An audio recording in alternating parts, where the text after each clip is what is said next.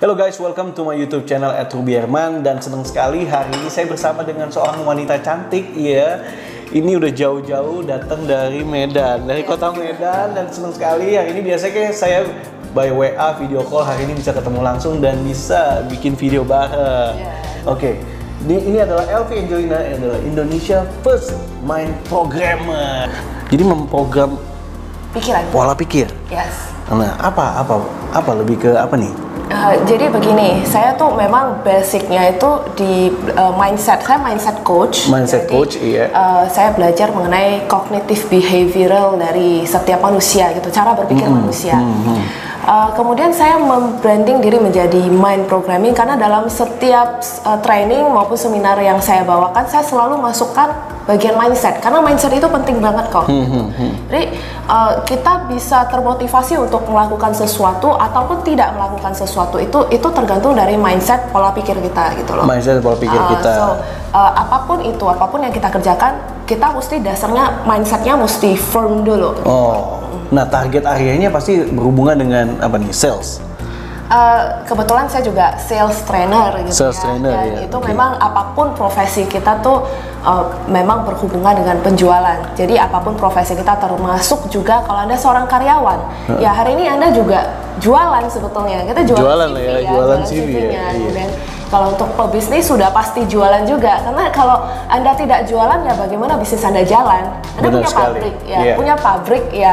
Memang produksi juga tetap buat jualan kan? Pasti harusnya gimana untuk memasarkan lebih lagi, menjual lebih lagi kan? Benar. Nah, sekarang masalah yang ada ya, bagaimana seorang konsumen bisa tertarik ya, ketertarikan konsumen terhadap mungkin produknya atau salesnya. Kalau kita bilang tertarik itu bisa karena banyak hal ya. Jadi tertarik itu mulai dari kita memberi edukasi. Jadi memberi edukasi kita harus tahu dulu target market kita siapa gitu. Target market kita yang kemudian problem apa yang sedang mereka hadapin sehari-hari. Jadi problem yang mereka hadapin sehari-hari, kemudian produk kita tuh bisa memberi solusi terhadap masalah apa yang mereka hadapin sehari-hari. Itu sih. Jadi yang kita hadapin itu adalah ketika orang sudah nemu bahwa oh ini ternyata ada produk ini yang bisa berikan solusi buat saya gitu. Jadi mereka udah tertarik, udah nanya-nanya nih. But why mereka kok nggak beli langsung sekarang? Why gitu loh. Nah itu yang bakal kita bahas hari ini. Nah ini seru nih, udah tertarik tapi kenapa belum beli? Iya. Nah, ini kita mau bahas gimana, apa alasannya ya? Iya. Jadi contohnya kalau kita dengar CLBK, bukan cinta lama bersemi kembali. Tapi chat lama beli kagak gitu. Oh, chat lama-lama nanya doang gitu, beli kagak ya.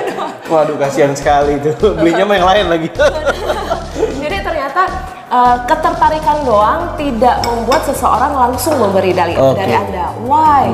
Nah, jadi ada 6 alasan nih kok. Why orang harus membeli dari Anda sekarang juga. Kita mau bahas satu-satu?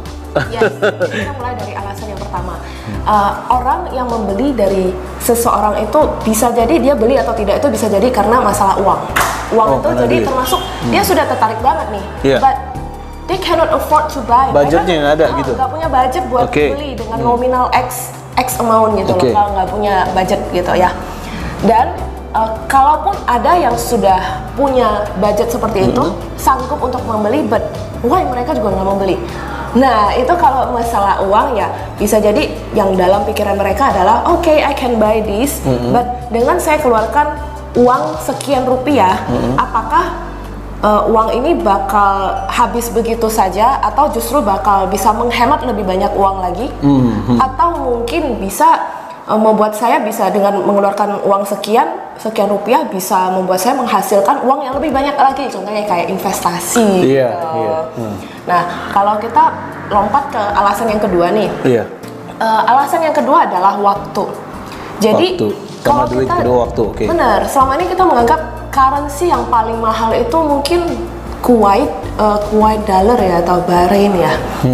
Tapi apakah benar gitu? Ternyata currency yang paling mahal itu adalah waktu gitu kok. Karena kita punya duit sebanyak apapun kita nggak bisa membeli itu. Nggak bisa balikin waktu kembali. Balik. Jadi waktunya udah lewat ya udah lewat. So kita bisa mengedukasi pasar kita bahwa dengan membeli produk kita ini kita bisa menghemat waktunya dan dia jadinya punya lebih banyak waktu untuk melakukan hal yang lebih produktif gitu daripada melakukan ini. Contohnya seperti kayak GoClean ya, sekarang ada GoClean gitu ya. Jadi ada orang yang mungkin ya rumah harus dibersihkan gitu. Jadi ya mungkin nggak ada asisten di rumah yang bisa bantuin, jadi harus bersihkan sendiri. Nah sedangkan waktu itu kalau dia bisa menggunakan waktu untuk bersih-bersih rumah untuk menghasilkan melakukan hal-hal yang lain lebih ya, produktif kan lebih ini ya, bisa convert makanya jadi uang gitu itu ya. GoClean. Kenapa GoClean bisa rame banget gitu? Kenapa bisa laris banget? Ya karena dia memberikan solusi untuk saya memberikan Anda waktu yang lebih banyak untuk melakukan hal-hal yang lebih produktif gitu. Itu alasannya jadi.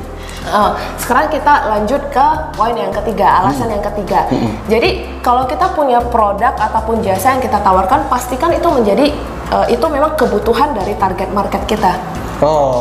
Needs-nya ya, kebutuhan dari target market ya. Iya. Betul, kebutuhan dari target market, dan kebutuhan itu actually bisa kita maksudnya kalau tadinya bukan kebutuhan dia, kita bisa buat jadi kebutuhan dia. Iya. Ya caranya dengan kita mengedukasi pasar kita bahwa sebetulnya Anda sedang menghadapi masalah ini loh. Kan kita sering tahu kita sedang menghadapi masalah, contohnya kayak rayap ya.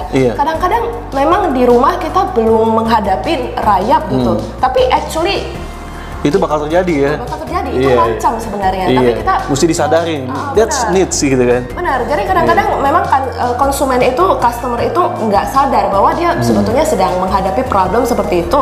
Tapi ketika kita bisa mengedukasi customer bahwa ya di dapur itu masalahnya rayap loh gitu. Jadi kalau kita bisa memberikan solusi bahwa hey, ada problemnya sebetulnya di dapur itu rayap, so you have to think about apa sih yang bisa supaya anti rayap. Contohnya mungkin cari produk yang anti rayap, mungkin kasih obat anti rayap atau whatever it is gitu loh. Kemudian kita lanjut ke yang alasan yang keempat, itu adalah keinginan. Jadi selain dari orang itu butuh, bisa jadi dia karena ingin. Mungkin dia nggak butuh-butuh banget, tapi karena ingin itu contohnya mungkin dia ingin terasa lebih cantik, mungkin lebih keren, lebih gengsi gitu ya. Contohnya kayak kalau kita beli mobil Lamborghini, sebetulnya itu penting nggak sih? Butuh nggak sih? Enggak, ingin doang. Iya, jadi itu contohnya kalau kita punya mobil itu pengennya apa? Kan pengen supaya mobilnya bisa membawa kita kemana gitu ya. Betul sekali. Ya, jadi contohnya kalau kita pakai mobil, ya contohnya Innova, jalan nggak sih? Jalan banget. Bisa membawa kita dari satu tempat ke tempat lain. Maka mobil Agya jalan nggak sih? Jalan bisa juga. Nggak sih gitu? Sebenarnya bisa, but why? Anda harus beli Lamborghini, harus beli apa sih? Mobil Jaguar, harus beli mobil-mobil yang lebih mewah lagi. Itu kenapa? Itu actually desire, bukan butuh, tapi karena desire, karena keinginannya gitu loh. Dibuat tampil keren. Jadi rasanya kok gue keren gitu ya, kok gue rasanya premium gitu. Nah ini diciptakan ya, jadi supaya orang ingin ya. Jadi buat produk Anda diingini oleh orang lain ya. Benar. Jadi ada banyak cara untuk membuat mereka ingin juga sih. Nah kemudian untuk alasan yang selanjutnya adalah kepepet. Ini. The power of mau nggak mau mesti beli gitu ya. Ya, jadi kepepet itu juga bisa diciptakan. Jadi contohnya kayak kita bikin hukum keterbatasan gitu. So kalau misalnya beli hari ini harganya sekian rupiah, beli besok harganya sudah kali 2, beli dapat besok bonus lagi dan lain-lain ya, dapat bonus dan lain-lain ya. Oke. Atau mungkin beli hari ini dapat bonus. Atau contohnya kalau kepepet itu contohnya kalau lagi kepepet mau buang air nih, contohnya mohon maaf itu ya. Mesti kan? Itu mesti banget. Iya, mau bayar mahal nggak harus ya? Misalnya kalau kita ke mall nih, pas udah kepepet banget gitu, kita mau ke mall. Ke mall itu biasanya kan gratis ya, tapi once pada saat itu entah kenapa kita ke mall yang kok harus berbayar. Disuruh berbayar 20.000, bayar nggak sih? Mall luar negeri bayar semua dan bayar mau nggak mau. Dan kalau 20.000 bayar nggak? Bayar juga. Kalau 50.000? Bayar di luar negeri 2 euro. 100.000 bayar juga. Kalau itu terjadi di Indonesia, bayar juga bayar kan? juga.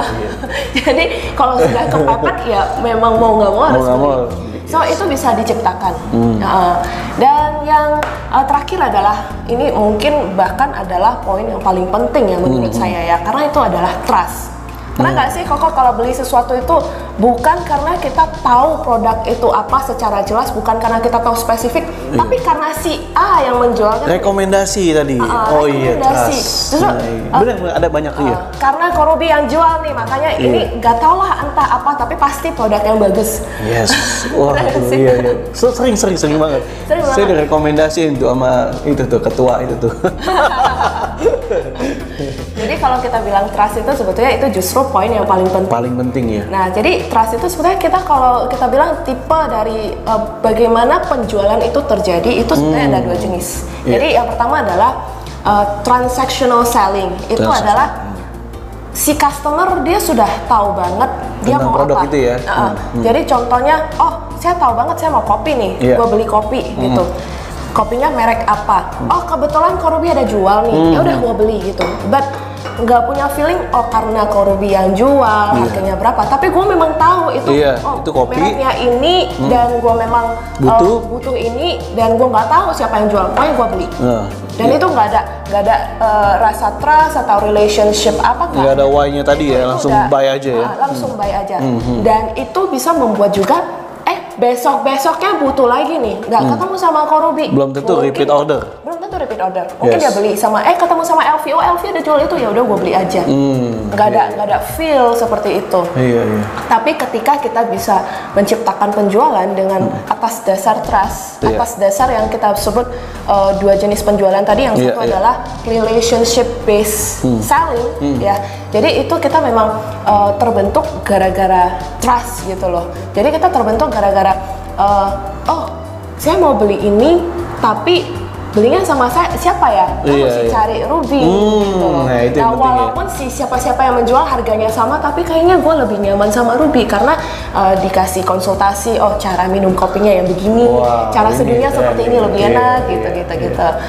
Dan itu yang biasanya bisa menciptakan repeat order berulang-ulang dan berulang-ulang. Wow, mantap sekali. Itulah 6 alasan kenapa produk Anda harus pikirin tuh tadi tuh. How-to-nya, itunya, why-nya ya. Jadi uang. Yang pertama uang, yang kedua waktu. Yang ketiga adalah kebutuhan. Yang keempat keinginan. Yang kelima kepepet. Harus ciptakan momen kepepet itu ya. Kepepet. Dan yang keenam adalah trust. Wow, so teman-teman, buat teman-teman yang berkecimpung di bidang sales atau semua orang pun yang berhubungan sama penjualan pastinya, ya wajib memikirkan 6 hal ini nih. So actually people don't buy your product, don't buy what you sell, but they buy why you sell it. Why you sell it, wah keren banget.